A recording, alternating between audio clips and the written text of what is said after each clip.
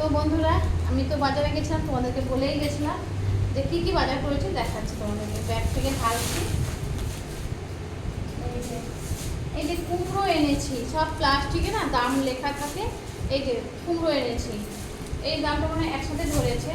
আর যে কাঁচকলা দাম সব লেখা থাকে, কারণ এক একটা করে প্লাস্টিকে দিয়ে দেয় আর দামের স্টিকার মেরে দেয়।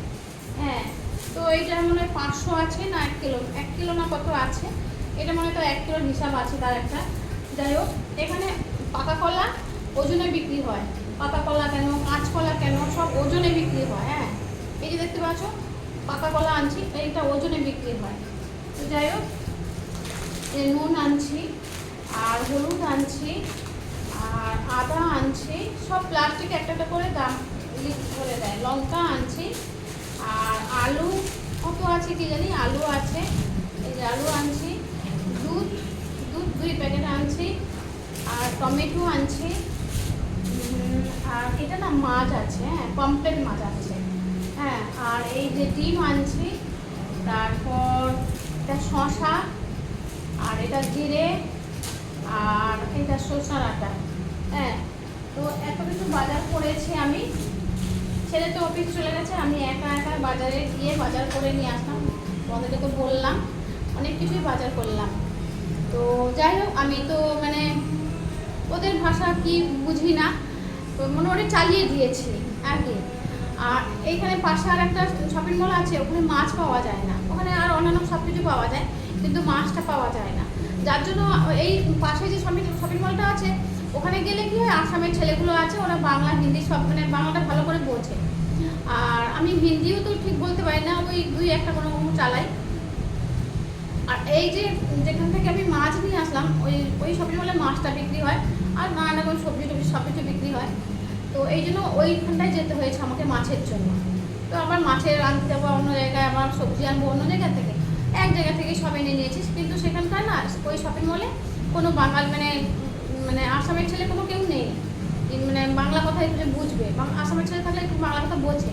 তো যাই হোক, আমি যে শপিং মলে গেছিলাম সেখানে কোনো আসামের ছেলে আছে, কিন্তু সে আবার বোঝে না। একজন মাছের দোকানে আছে, সে কিন্তু একেবারেই বোঝে না। হ্যাঁ, তো যাই হোক, আমি একা একা হিন্দি বাংলা ইংলিশ সব ঝেড়ে ঝেড়ে নিয়ে চলে এসেছি। হ্যাঁ, গদর ঘন্ট করে সব নিয়ে চলে এসেছি। তা আমি আমার মতন করে বেছে বেছে সব তো নিয়ে এসেছি। এবার দামে ওরা ধরে দিয়েছে, টাকাটা বলে টাকাটা দিয়ে দিয়েছি।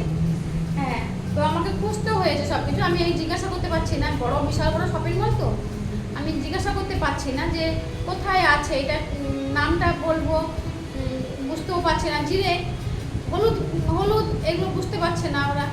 যাই হোক, আমাকে খুঁজে খুঁজে, ছেলেকে ফোন করে করে ভিডিও কল করে করে এগুলো খুঁজে খুঁজে আনলাম। যাই হোক, হয়ে গেছে মোটামুটি উপরে। একটু তো চালাতেই হবে, না চালালে হবে বলো? একদম বোকার মতন তো ঘরে বসে থাকলে চলবে না। তো এদিক ওদিক তো বেরোতেই হবে, তাহলে তো একটুখানি জানতে পারবো কিছুটা। ঘরে যদি চুপচাপ করে বসে থাকি তাহলে তো কিছুই জানবো না, বুঝতেও পারবো না। যাই হোক, চালিয়ে দিলাম সব কিছু দিয়ে। তোমাদের সাথে একটু শেয়ারও করে নিলাম বন্ধুরা। কিন্তু আমার ছেলে বলেছে, মা তুমি রান্না করে রাখো দুপুর, যেহেতু আমি সন্ধ্যার পর থেকে বিজি হয়ে যাই, সন্ধ্যার পর থেকে কিসে বিজি হয়ে যাই, তোমাদের সাথে একটু কথা বলতে চলে যাই, তোমরা লাইভ করো, তোমাদের সাথে একটু কথা বলতে চলে যাই। আর আমিও যারা আমাকে মানে ভালোবাসা দিয়েছে তাদের সাথে আমি মানে একটু কমেন্টে উত্তর দিতে চলে যাই।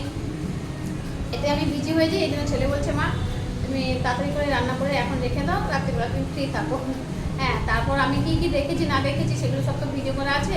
ওইগুলো মানে কেটে কুটে সব কিছু ছাড়তে হবে।